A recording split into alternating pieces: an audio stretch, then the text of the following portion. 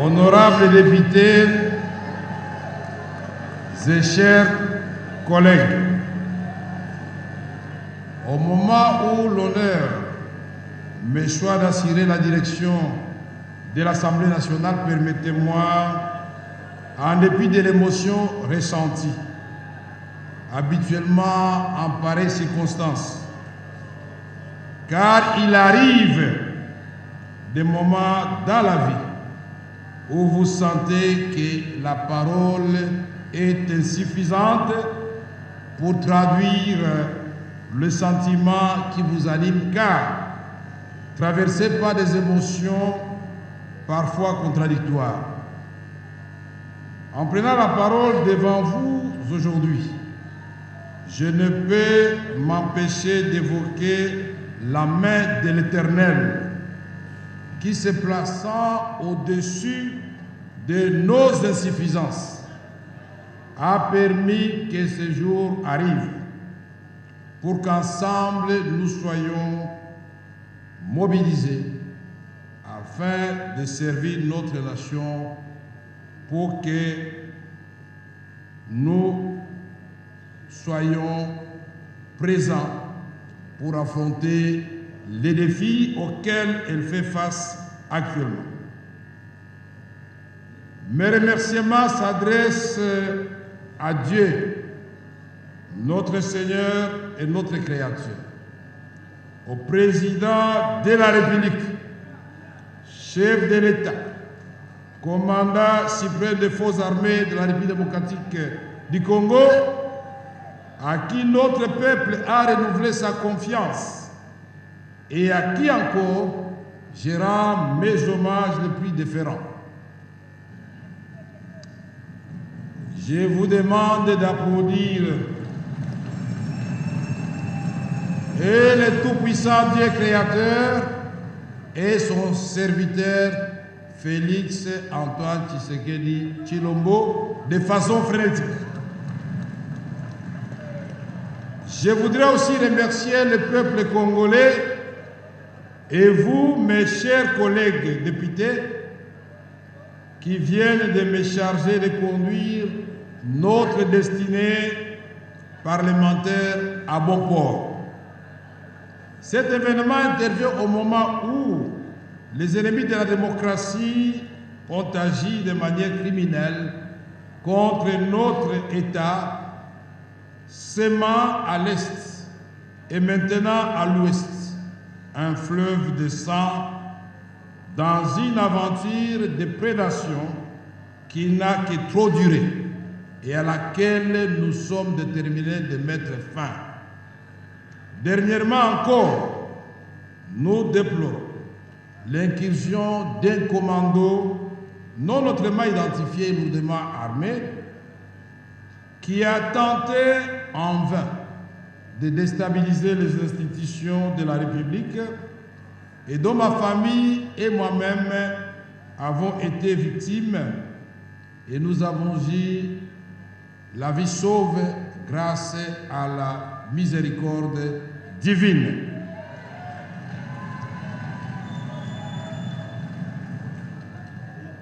Le psalamiste le dit bien: celui qui demeure sous l'abri du Très-Haut repose à l'ombre du Tout-Puissant.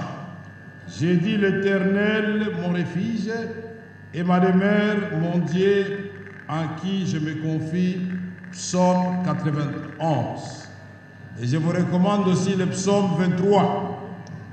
J'ai conscience que le moment n'est pas approprié pour évoquer cette question capitale de l'insécurité à l'Est, aggravée dans cette partie, et à l'Ouest,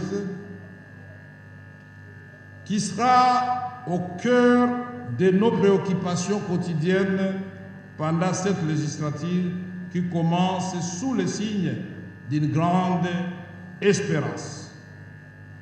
Comment ne pas saluer l'exercice démocratique minutieusement mené par le bureau provisoire et spécialement le savoir-faire du président Mbosso Christophe, grâce à ces jeux démocratiques, nous avons aujourd'hui un bureau définitif équilibré où les critères de la géopolitique et de la représentation suffisante de la femme, comme l'a souhaité le président de la République, ont été respectés. Je dirais que c'est pour la première fois dans l'histoire parlementaire de notre pays où le président de l'Assemblée nationale, naturellement, qui tient le marteau apparaît comme l'arbitre, à 3 femmes et 3 hommes, à tous les âges, les jeunes et les sages. C'est extraordinaire. Je dirais que j'ai beaucoup de chance de vivre ce moment de l'histoire. Honorables députés, nous devons afficher l'unité. Et cette unité ne peut se refaire là où elle a été fusillée que par la reconquête de la dignité et de l'honneur, de la noblesse qui accompagne le travail parlementaire. C'est pourquoi je nous invite à plus d'abnégation et de sacrifice, car être parlementaire, c'est doit d'être vécu comme un devoir sacré et non un statut de privilège. Nous devons demeurer aux côtés de nos électeurs, j'allais dire aux côtés du peuple congolais. Nous irons ensemble devant ce même peuple pour lui présenter les résultats de notre travail et il devrait ainsi nous recevoir avec allégresse à condition que nous ayons travaillé profondément à l'amélioration de ces conditions de vie. Honorables députés et chers collègues, pour mieux accomplir cette mission constitutionnelle, il nous faut la réhabilitation du député national dans son honneur et dans sa dignité.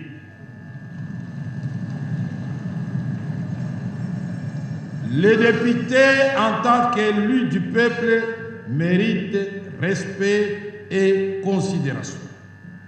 Pour cela, chers collègues, vous pouvez compter sur moi, collectivement, mais aussi individuellement, pour qu'ensemble nous rendions à l'Assemblée nationale ces lettres de noblesse et faisons d'elle un véritable temple d'expression démocratique où le débat démocratique aura bel et bien lieu, majorité très significative et l'opposition, malgré sa dimension, que de ces débats, de cette dialectique, puisse jaillir la lumière qui va baliser le chemin de la réalisation du rêve de son Excellence, Monsieur le Président de la République, Félix Antoine Tshisekedi Tshilombo, de restaurer à notre pays son rôle du moteur du décollage de l'Afrique subsaharienne. Honorables députés, chers collègues, nous allons ensemble, dans l'union des intelligences, transformer ce qui apparaît actuellement comme une malédiction de nos ressources naturelles en un véritable atout qui va placer la RDC, la République démocratique du Congo, au cœur de la transition énergétique à laquelle l'humanité est contrainte suite aux effets néfastes du changement climatique. Et dans cette vision, la RDC sera non seulement pourvoyeur de la paix et du développement pour ses voisins, mais pour l'ensemble de l'Afrique subsaharienne. C'est ce Congo-là, rêve de Kimbangu et de Lumumba, que le président Félix Antoine Tshisekedi Tshilombo veut concrétiser sous forme d'héritage aux générations future. Honorables députés, que cette législature soit celle de stabilité institutionnelle, qu'elle soit celle des réformes pertinentes et courageuses, qu'elle soit celle de la compétence dans le contrôle parlementaire, mais aussi celle de l'équité et de la justice. Nous ne pouvons y parvenir qu'en travaillant en équipe et dans la discipline, en respectant l'heure de travail, en ayant une régularité dans le contrôle parlementaire et dans la production législative. C'est au prix de cette discipline qui n'aliénera ni votre liberté, ni votre esprit d'initiative que nous serons en mesure d'assurer la cohérence du travail parlementaire et d'aborder sereinement les défis de cette législature. Honorables députés et chers collègues, je voudrais évoquer ici les questions de la diplomatie parlementaire. Les honorables députés devront s'impliquer non seulement dans les questions de coopération régionale et internationale, mais également des questions qui concernent le retour de la paix à l'est de notre pays. Personne n'ignore que la République démocratique du Congo fait face actuellement à une agression féroce dans sa partie est causée par le Rwanda et l'Ouganda. Pour cela, je voudrais vous demander de bien vouloir vous lever pour observer 1 minute de silence en mémoire de tous les morts à l'est du pays, et spécialement ceux qui ont été touchés par les obus lancés par le M23 dans le cas des déplacés civils à Mugunga, dans les encablures de Goma.